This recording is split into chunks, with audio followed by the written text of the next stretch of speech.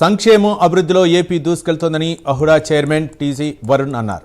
పవన్ కళ్యాణ్ స్ఫూర్తితో అహుడాను మరింత అభివృద్ధి చేస్తామన్నారు. మోదీ మార్గదర్శకం, CM Chandrababu, deputy CM Pawan Kalyan నాయకత్వంలో ఏపీకి వేల కోట్ల రూపాయల పెట్టుబడులు వస్తున్నాయన్నారు. అర్బన్ డెవలప్మెంట్తో విప్లవాత్మక మార్పులు తీసుకురాబోతున్నామన్నారు టీసీ వరుణ్. రాక్షసుల పాలలో అరాచకాలు జరుగుతుంటే ప్రతి ఒక్క తెలుగుదేశం, జనసేన, బీజేపీ కుటుంబ సభ్యులందరూ కూడా గతంలో కండువా మెడకేసుకొని జెండా చేతబట్టి పోరాడి ఎన్నో అవమానాలను పడి ఎన్నో కేసులు పెట్టించుకొని ఎన్నో ఇబ్బందులు పడి కూడా అందరి ప్రభుత్వాన్ని స్థాపించడానికి ప్రతి ఒక్కరు కృషి చేశారు. గ్రామ స్థాయి నుంచి రాష్ట్ర స్థాయి వరకు ఈ గెలుపు ఎవరిదంటే మనందరి కుటుంబ సభ్యులది.